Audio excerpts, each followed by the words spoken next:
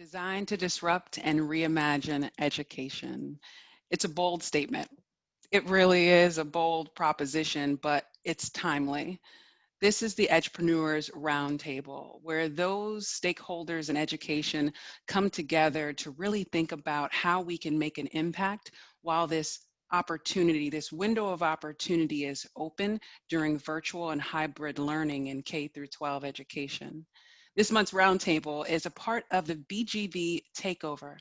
Benita and I want to thank Venture Cafe Philadelphia for making this space possible. The purpose of this roundtable is to support founders in the idea to execution phases of their education serving for-profit, nonprofit, or benefit organization.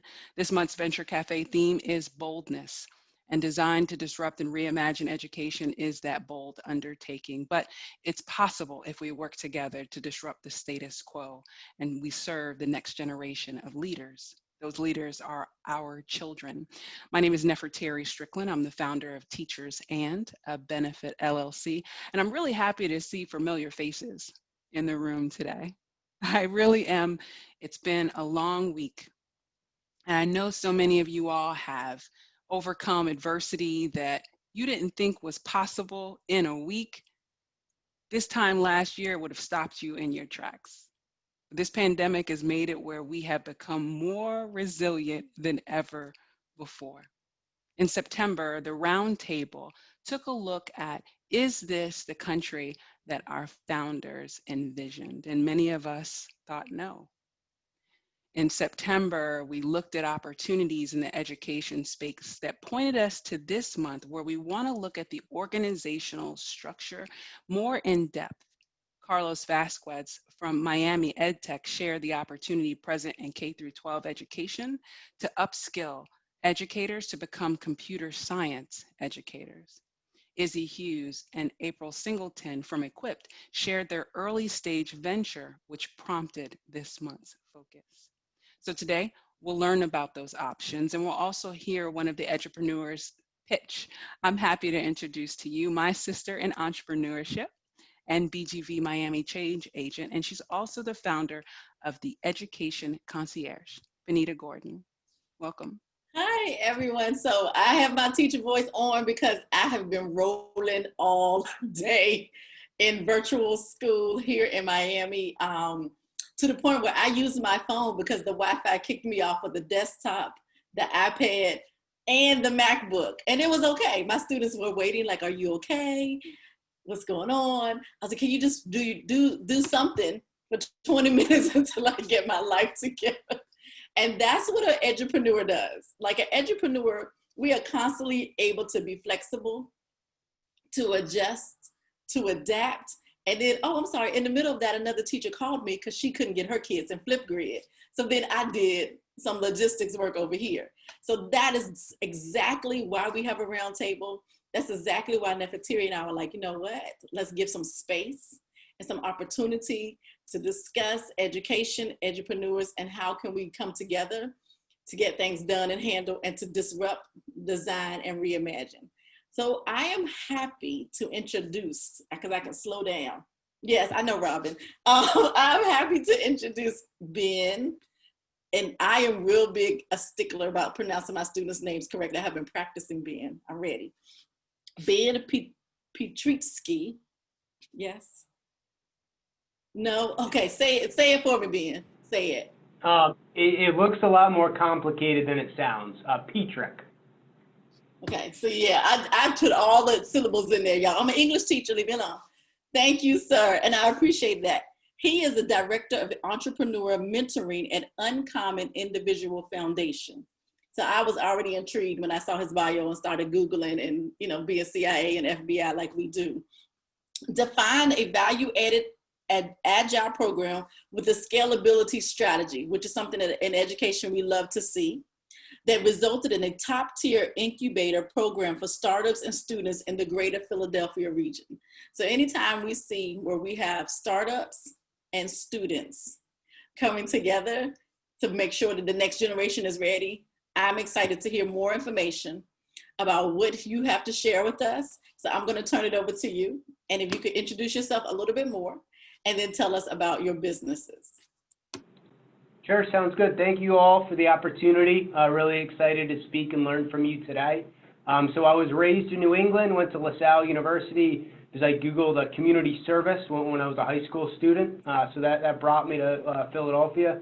I actually didn't know what nonprofits were until I was on a service trip my sophomore year, found out what they were, and then promptly utilized LaSalle Nonprofit Center to learn about fundraising and nonprofit management. That led me to UIF. So we are a family foundation that was established in 1986, and I lead our entrepreneur program. So as mentioned, we actually have two facets of the program. We have an incubator program where we've supported around 80 to 90 companies over the past 5 years. These are nonprofit or for-profit companies.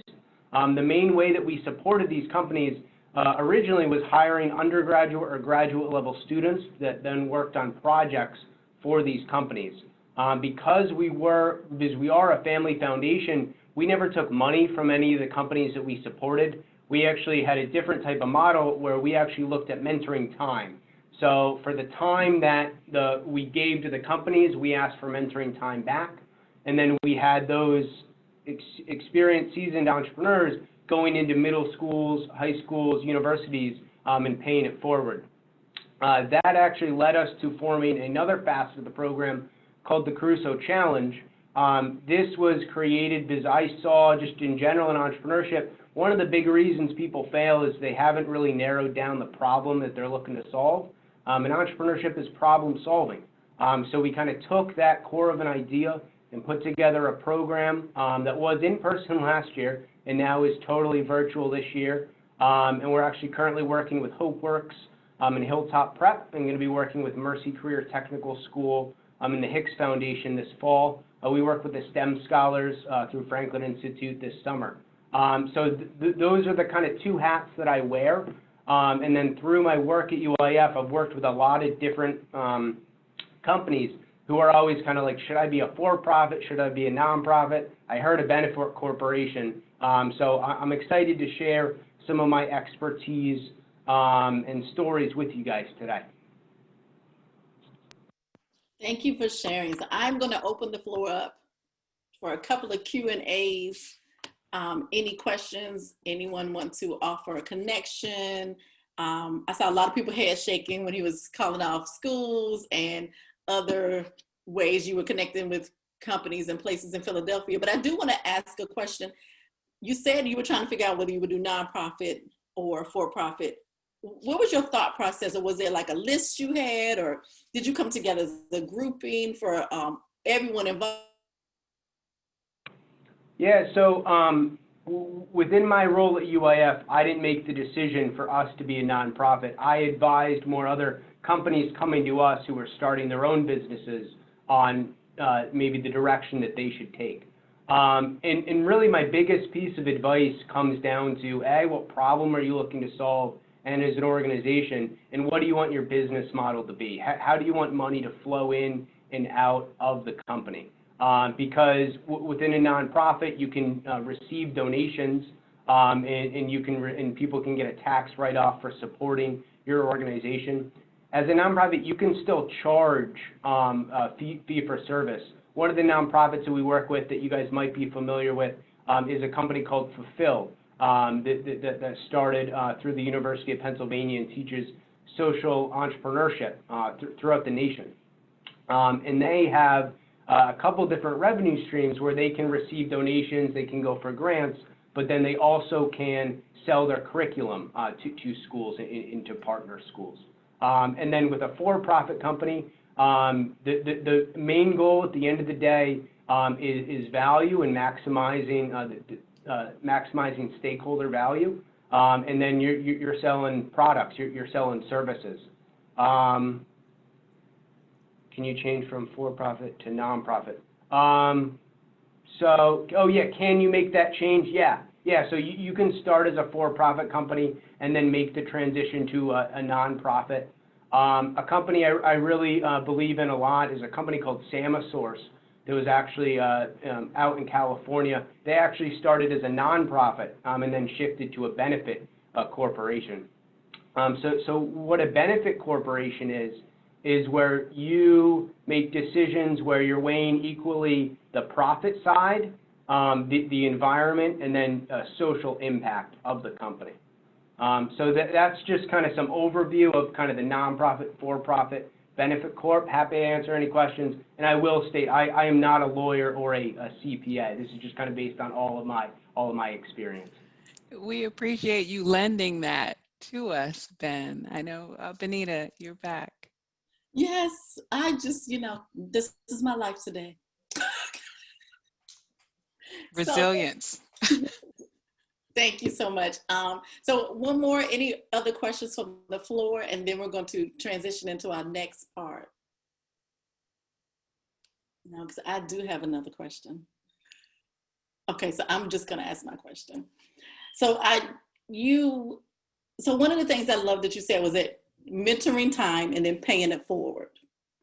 My question is, when we get to the end of working with these high schoolers or the students or the scholars, what is the follow through? Because a lot of times, like, we have amazing mentor programs while they're in, or while they're 6 through 8, or while they're 9 through 12. Is there a follow through? Is there for them to come back and pay it forward for the next group? How does it follow through?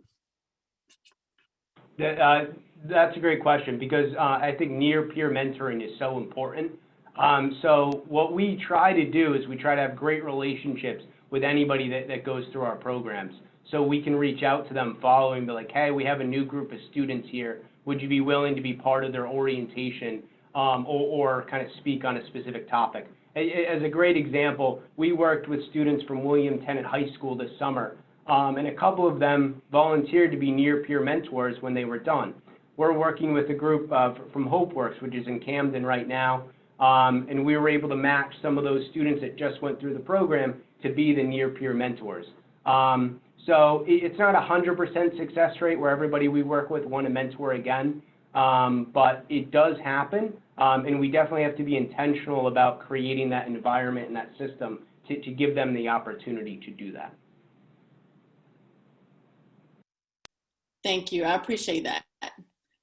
Anyone else? Don't be scared. I would love if you could talk a little bit more about your model where you were having people like pay it back by mentoring. How did you guys come up with that, and like how did that work? Yeah, so that's a great question. So at first at UIF, we had a program where as a foundation, we really weren't allowed to charge equity or dollars of the companies we were working with. So to be honest, in the beginning, we're providing all this service out, and then there's really no expectation in return from the companies. So we're like, all right, if we're providing all this service out, what's something of value that they can provide back? So we had conversations with various teachers and administrators, and everybody's like, oh, we would love for our kids to think more like entrepreneurs, have the opportunity to speak with guests, and having kind of like experienced people kind of coming in and mentor with the students. So once we knew that was a need, we networked with various kind of school partners that we had at the foundation, and then made those appropriate matches. So I know in just a little while, Izzy and her partner, April from Equipped, are going to share with us the progress that they've made from last month where they pitched. But I know that they were debating whether or not they should be a for-profit, nonprofit, or benefit. So Ben, please stick around. I'm very excited to learn more about an edupreneur that Benita told me about. Benita, you said that evanleaphart had the solution and that every parent would be excited to hear about what he has to offer. You're on mute, unmute. So you have to give the sales pitch so everyone doesn't think this was my idea, but if it's great, I'm taking full credit. Yeah. Fair enough. So I don't even know how I met Evan. I think it was at another networking event. And we were both like, wait, you're in Miami? I'm in Miami. And I have a virtual school, and I was looking for just people to connect with and do different things because I wanted my virtual school a little different, and was listening to Kitty Credit. So listen, let me tell you something. I'm a pure advocate of we need to have financial literacy from K through 12. Like, I do not understand what the problem is. It is 2020. You should not be graduating not understanding investing, checks, debit card versus credit card, all of these things. And it starts at home. So many of us grew up with receiving a savings bond. That or the $2, you know, remember the $2 bill? I'm telling my age. The $2 bill for your birthday, or you got an allowance and you just, you know, you didn't know what to do. If you were a church child like me, you had to give your 10% to the Lord, and you're like, what do I do with the other 90%? Like, what do I do? So Kitty Credit gives you a plan. Oh no, we could not spend that $2, girl. I still have mine. Kitty Credit gives you a plan, and I'm an auntie. So I even loved it. I have 4 nieces and nephews. I have 4 godchildren. And so I was like, what is something that I can do to harness all of this into learning how to use and respect money? And then I met Kitty Credit. I always call him Kitty Credit. Mr. Evan. And you know I'm always going, look, today is not the day for me to jack up names. So Mr. Evan, Kitty Credit. Give us your pitch for today? Absolutely. Appreciate y'all having me. Evan Leaphart here, the founder of Kitty Credit. Kitty Credit is a mobile chore tracking app that teaches kids about credit. So the premise of the app is the better a kid does their chores, the better their quote unquote credit score. So think of a missed chore like a missed payment. The longer you've had a chore, it's like the longer you've had a credit card. Based on how you do your chores each week and what your score is will determine how many rewards you get per week. And then you can use those to redeem items, non-monetary or monetary, just depends on the parent, since only 40% of parents pay allowance. I was part of the 60% that said your allowance is you having a place to stay at. And but those rewards, anytime you say, hey mom, can I get this? Hey dad, can I get this? It's like an inquiry. So the way that we're teaching credit is through your chore completion. It parallels how traditional FICO scores are calculated. So the goal is to have that aha moment when you turn 18 to say, oh, I missed my payment. That's like when I didn't clean my room that day. So in short, that's Kitty Credit. Wow. So I'm taken aback. It's a little bit more than I thought I was going to get, but I appreciate it. Now tell me, are you a for-profit, benefit, nonprofit? What's your organizational structure? I am trying to teach kids about credit, and if it works well, I will make a lot of money in the process, meaning I am for profit. Very good. So Ben, do you mind unmuting?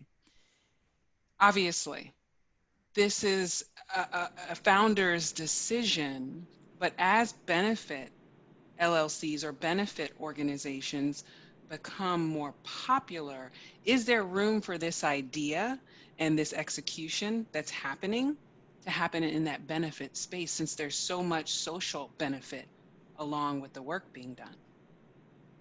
Yeah, I mean, ultimately the question would be for Evan is he going to be maximizing profits, or is he going to be, like, is that only going to be 1/3 of the equation?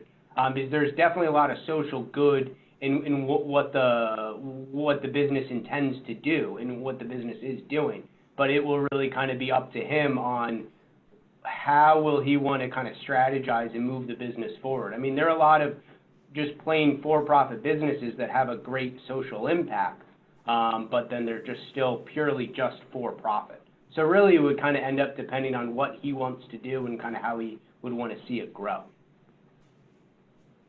Appreciate that. One thing that we're focused on, so we did the pending B Corp certification, right, to make sure that we're like in focus, like it's not profit first, right? Like we are, you're a C Corp, but then you're B Corp, you're not just focused on the bottom line, you're focused on the social good component, right? So what we're doing to further our mission is align ourselves with organizations that credit, like knowing about credit is important first, right? So we're official partners with the Equifax Foundation here in South Florida. We're partners with Debt.com and some hopeful things upcoming, which I can't like fully disclose yet because they're not like final. But yeah, like it's essentially our intent to get this into as many families, into the hands of many families as possible.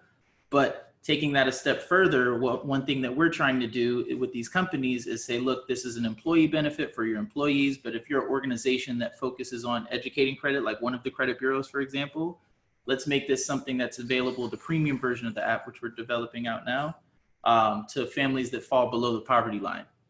It's truly everybody's belief here that credit education and like credit is one of the few things that we have in this country that can, if you leverage it properly, you can use it to generate wealth. You can use it for real estate, like buying any type of asset. You can use it to get a business loan or line of credit to start a business. And when you look at like underserved and, you know, just negatively affected communities because there's not that many economic resources, if people can start building businesses within because they have access to capital, everything changes. It's safer communities because people have stuff within the community, so people want to protect it more. So I think it's one of the biggest things we can do to, just like the gentleman that was speaking when I hopped on about like everybody do their one thing. I feel that if I can help people understand credit, we will have a greater amount of entrepreneurs. And if we have a greater amount of entrepreneurs, we will have, we'll be making tremendous steps towards economic equality. Hope I'm making sense. I ramble about this topic a lot because it means a lot to me.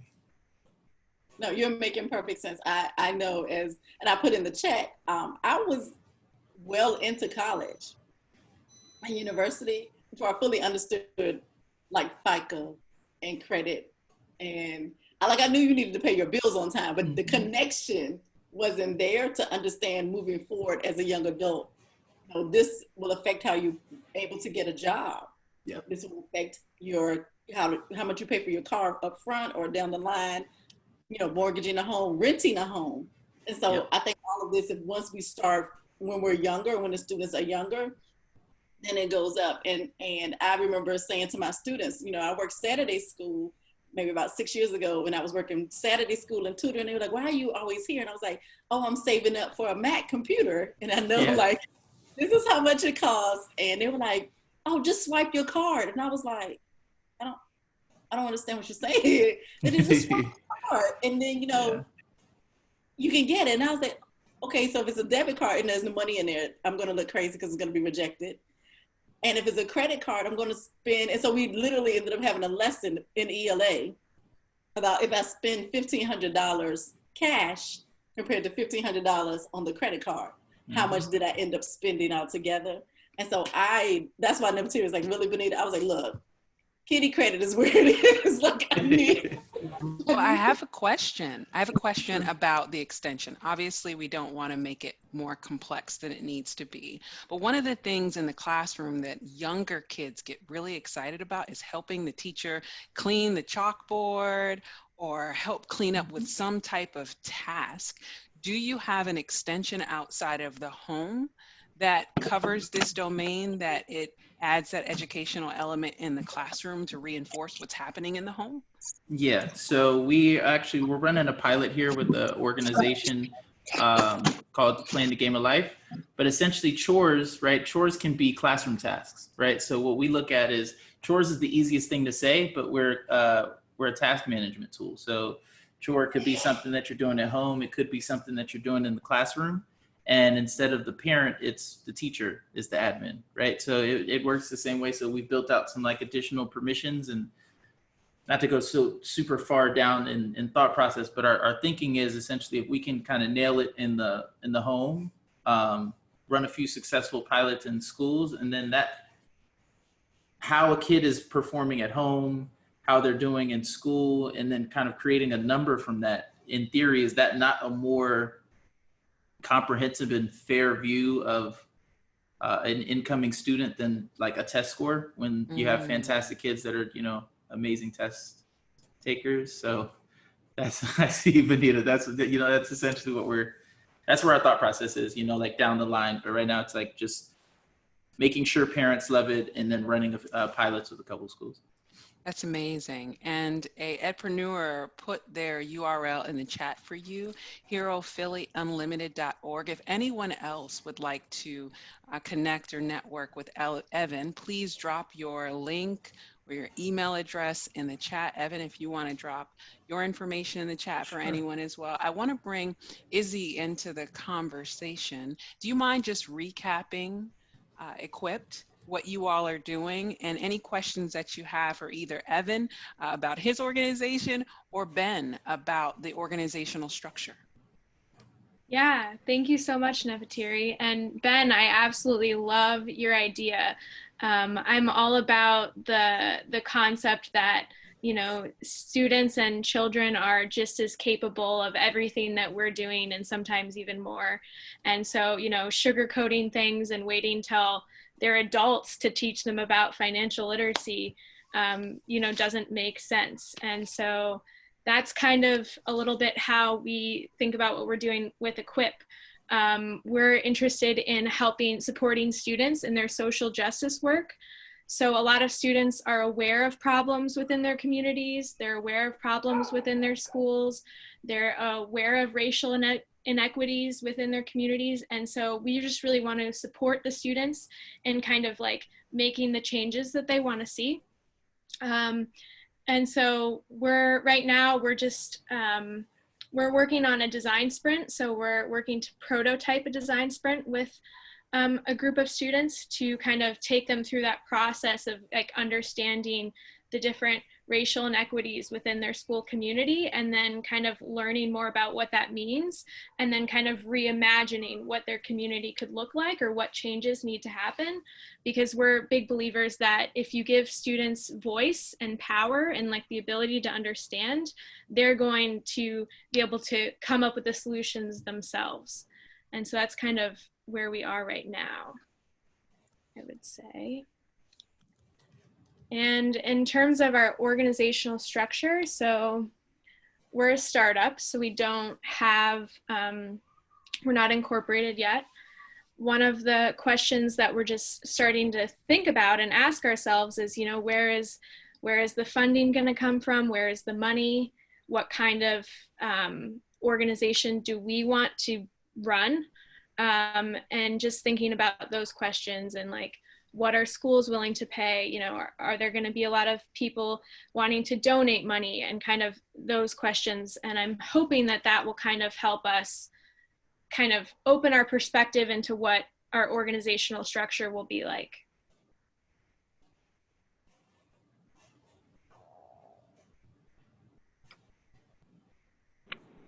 Thank you for sharing. So, Ben, you want to go ahead and give some feedback, or we're going to open the floor to questions. If you want to, you can put questions in chat also, and we'll read them off. Yeah, I guess my first question is, what kind of business model do you foresee you using? Yeah, so we're still in discovery around that.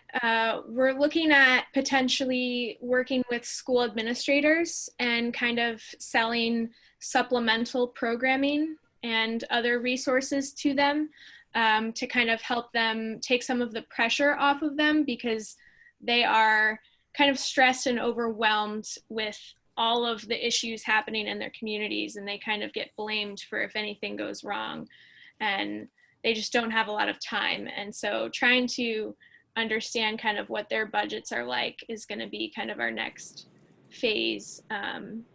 It is difficult though, because administrators are probably the most busy people you can find.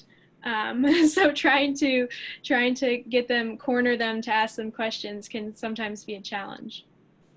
Yeah, because not only is their time limited, but that type of sales cycle can be so long. I finished a graduate program that was all about entrepreneurship education. We spent a lot of time talking about the challenges of selling into school. So if that's kind of the business model, then the other question I would pose to you is, how do you plan on keeping the company kind of afloat capital-wise in the beginning until those sales cycles might come to fruition? Yeah, definitely. So that is kind of one of my major concerns right now, is that longer sales cycle. And so we believe that that part of our business model is going to be super valuable, but we're also thinking about what other things can we do to kind of offset You know, can we do mentorships for students, you know, and sell to the families then? Can we kind of run camps? Are we going to kind of package things into curriculum and then just sell it directly that way outside of the programming lens? So those are just some things we're trying to think about. How can we kind of expand so that we don't get caught in this trap with the really long sales cycle? Oh, okay, yeah, and the reason I asked about the capital up front, I mean, like, if you want to raise money from investors to kind of float the company, then you're really looking at just kind of like a for-profit route. If you think you can be a nonprofit and have enough kind of donations and things like that, because of the social kind of good you're providing, then maybe that's a potential way to get some capital in the door so you can get to the point where you can see that impact coming back out. But really, those would be the two big things I would continue to push you on, thinking about the capital up front, the business model, and then ultimately what problem are you looking to solve? Because if your ultimate problem involves having that long sales cycle, and you're just creating other programs or other businesses in the beginning just to get you there, you might become way too wide too quick, and it could be difficult for you. Oh, thank you. That's great feedback. I like that. And I want to,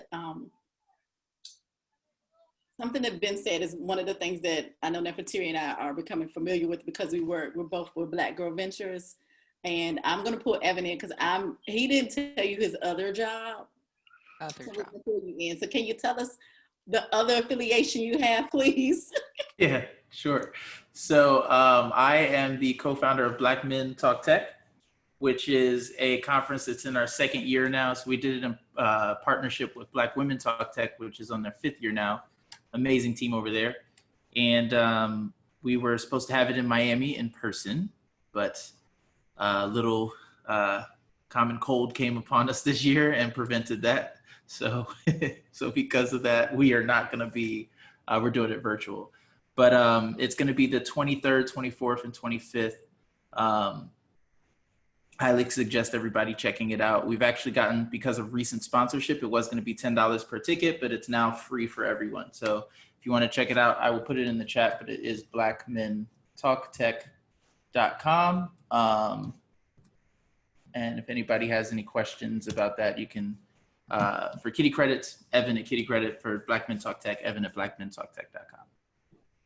And I wanted to pull you in because one of the things is edupreneurs is capital, like Ben and Izzy were discussing. Like that is always gonna be, and then I love what Tamara Hill Bennett, she was like, you know, it took us 20 years to get into the school system.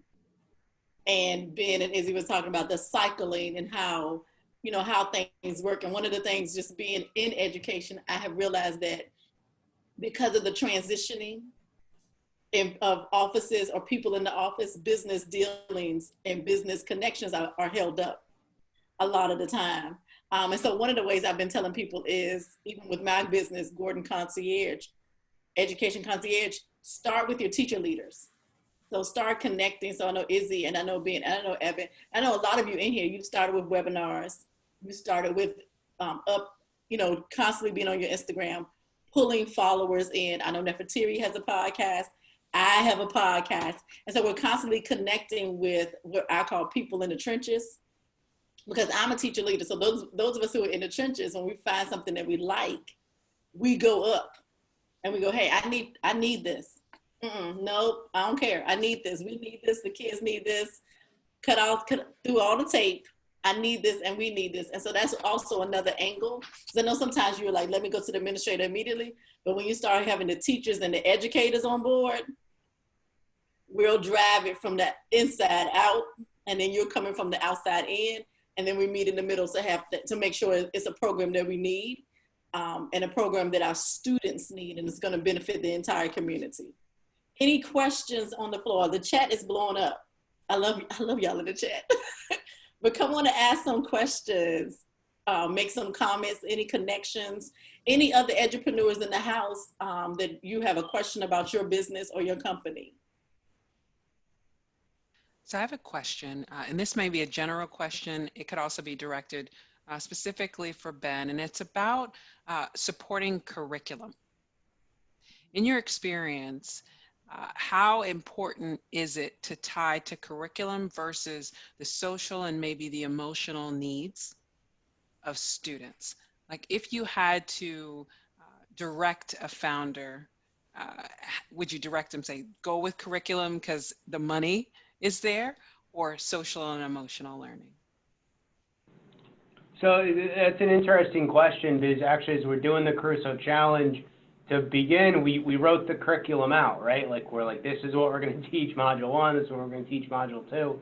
And as we go and we're doing it, we're getting to know our learners and how different some of our learners are from different groups, different schools that we're working with. And we find ourselves kind of updating the curriculum each time. So for me, I think it's all about really understanding your kind of learner and your environment first before kind of building a curriculum, and then thinking that said curriculum is going to fit in school A and then school B just the same.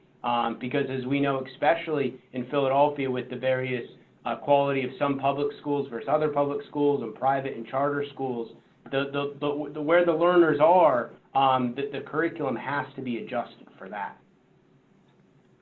Thank you. So I'm going to say her name and she's going to be surprised. So I'm trying to give her enough time to prepare for Ashanti, for me to call her name and then her to unmute herself. She is listening in from the West Coast. Yes, California. And I know she works in museum space. So from what you're hearing, financial literacy, benefit corporations, where is there an opportunity for edupreneurs to tap into what's happening in that arts and museum space? Where is there an opportunity for us that you see? Hello, greetings from the West Coast. So museums are in a really interesting place right now. If you follow any museum news, there is a lot happening with respect to social justice. Actually, I think just yesterday, or the news perhaps broke today, curator, 23-year plus curator at the Guggenheim, she stepped down from her position, but because of potentially because of some backlash that was kind of made open by staff there, but also potentially because of her treatment of a woman of color who curated a show at the Guggenheim last year for Basquiat.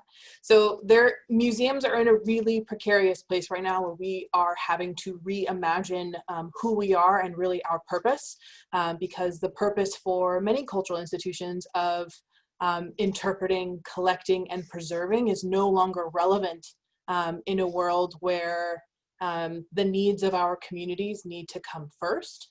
And so now is a really interesting opportunity, I think, to create partnerships or kind of begin to dialogue with cultural institutions as they are rethinking their purpose.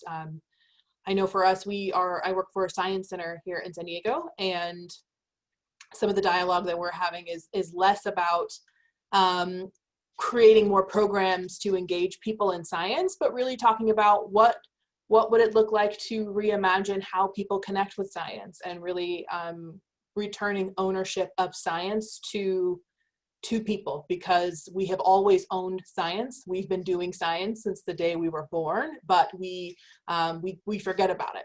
So now is the time really for those conversations, because you can really have I think genuine but also surprising conversations with cultural institutions and who they're connected to, whether that be communities who have for a long time not only been left out of the conversation with cultural institutions, but with other things, like we talk about credit and things like this. People have been left out of the conversation for a long time, and museums are trying to get it together. So how you kind of create those partnerships, now's the time. I think, Ben, you said you were working with the Franklin in Philly, and the Franklin is a gigantic science center. They are huge, and they are also shifting as well. So now's the time to really kind of explore and just look for those opportunities that seem strange and seem abstract, because may be connections there, and Daniel can attest to this, calling him out now too. There may be connections there that you wouldn't even think about like potentially existing, but they're there. So that's my 2 cents on it.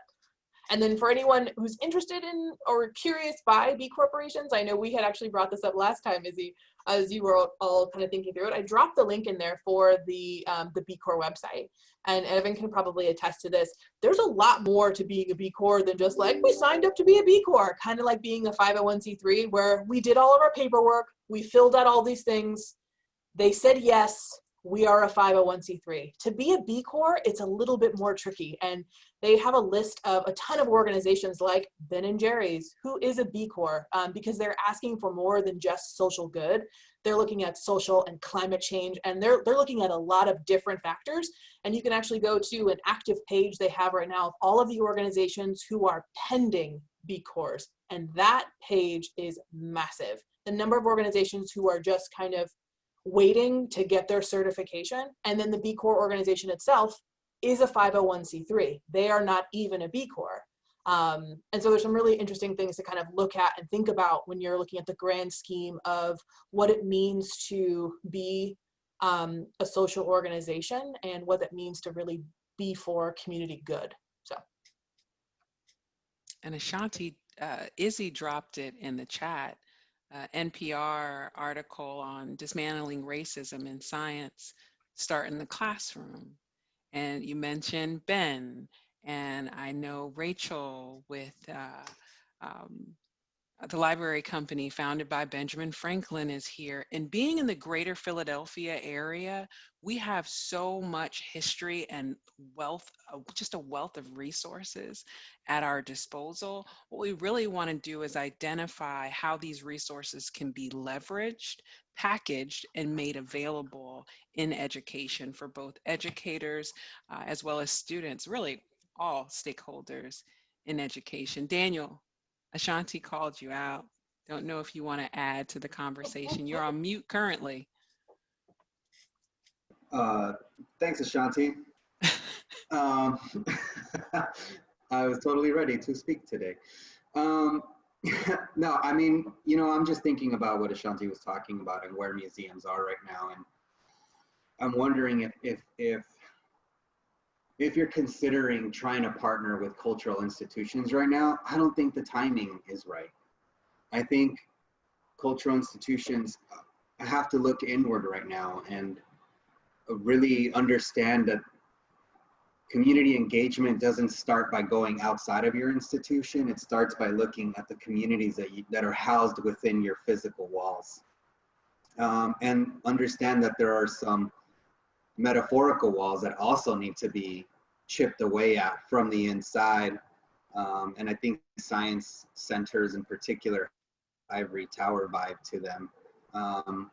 That needs to get chipped away. You know, that's part of why I left the museum environment, because it is a lot of dragging people along, kicking and screaming. Though they say the right things, it's oftentimes the action isn't there.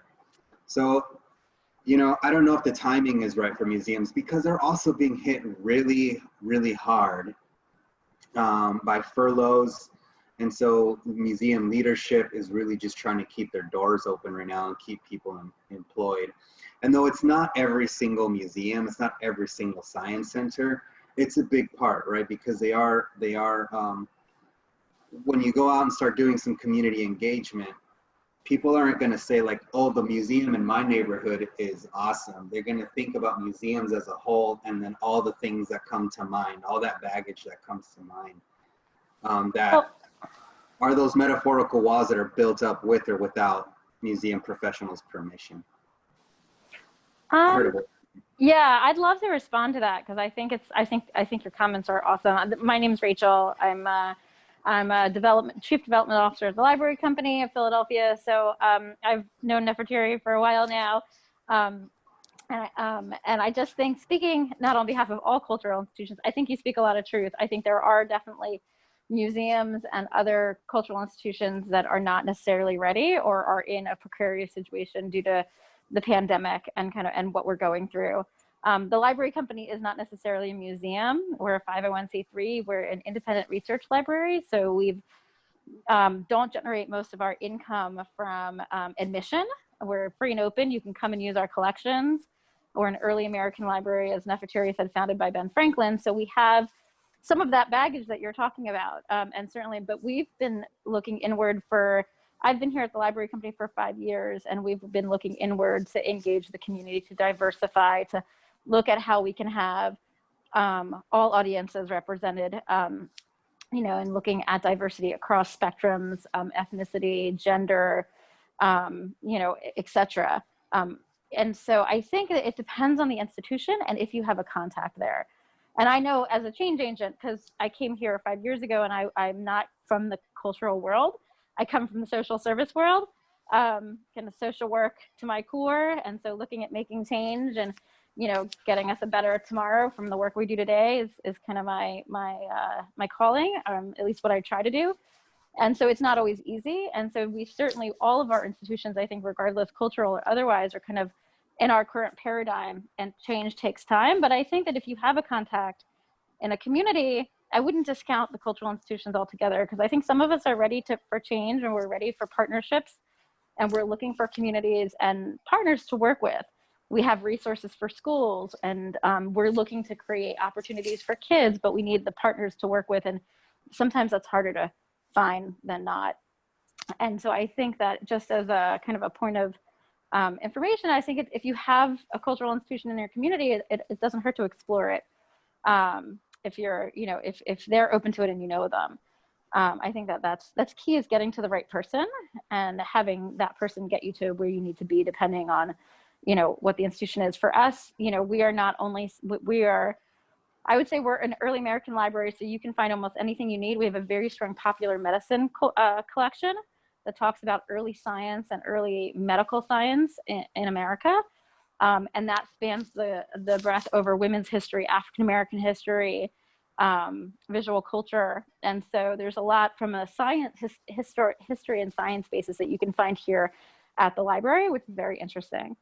And so, so anyway, I would just give a shout out in that. I think it's very specific to the institutions we're talking about.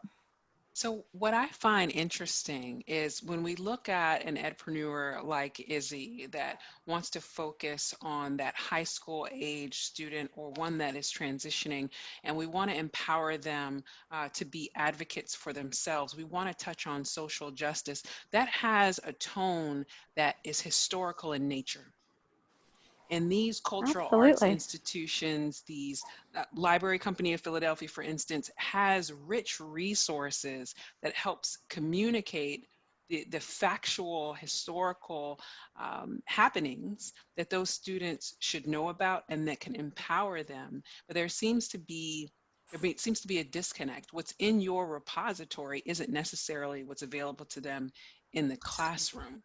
And how can we make that available without it being kind of a situation of exploitation going into the library company or any other institution? Well, then, I mean, the nice thing about the library company is that I guess we exist for our collections to be exploited. You can't take them out anymore. The library company was the first public library in America. So you used to be able to lend books, but now they're historical in nature and rare. So, but you can sit here, you don't have to pay to come in. You can be a high school student and be working on a project and doing research, and you can look in the original Frederick Douglass materials that we have, or Absalom Jones and Richard Allen, or Francis Willard. So depending on what your area of subject is, Benjamin Franklin. So it's nice that we ask to be exploited for our collections. What we try to put as much as we can online. And so I think some of that is shouting the resources out to get people to know that they can research some of this stuff online, like, digitally. But yeah, come, let us know. I mean, right now we're only by appointment. And so it's a little bit more difficult, but we've historically been, pretty open and accessible. And you certainly can find my information on our website. So if you're interested in learning how you can come here, or how your kids can come here, your students can come here, let me know. We can see what we can do to help. Thank you. I think one of the things that always brings us back around, and Neferteri knows that this is a question that we constantly have in everything that we have done, and this is where the roundtable actually came from, is the disconnect, where we have community, stakeholders in a variety of positions, and it varies. We have educational institutions that are literally across the street sometimes.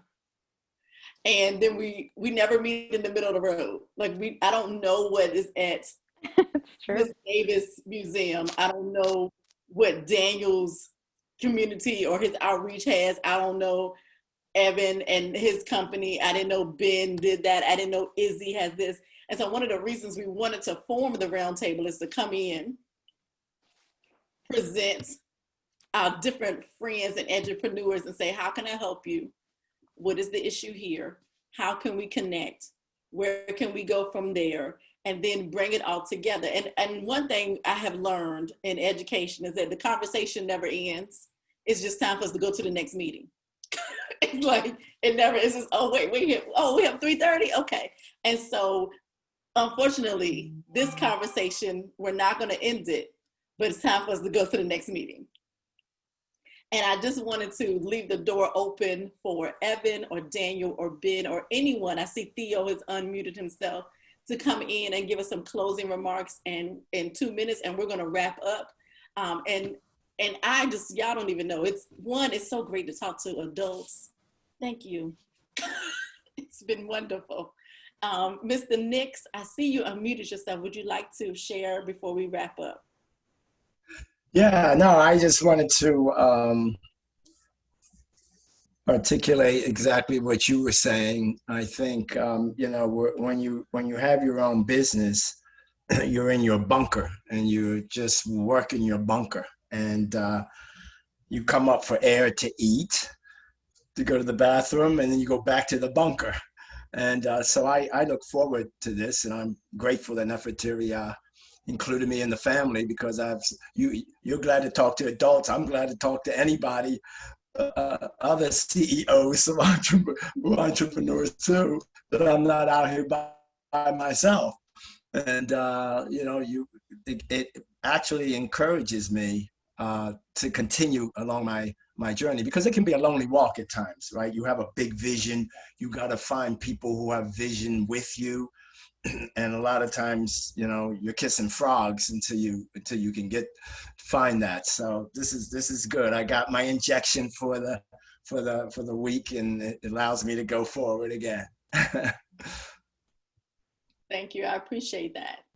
Neff, I'm going to let you go ahead and close that one. Yes, thank you. Thank you all for joining us for another Edupreneur Roundtable. We'll come back together next month to design, to disrupt, and reimagine education. Ben, thank you so much for joining us. Evan, Izzy, of course, thank you for joining us. At 6 o'clock, we're going to kick off BGV Billy's pitch competition watch party. So stick around. Natalie will give you instructions, and you all vote with your dollars using She Raise. We appreciate your support. And Have we a have good evening. the form in the chat. Fill out the form in the chat. Oh, yeah, the survey in the chat. Thank you, Benita.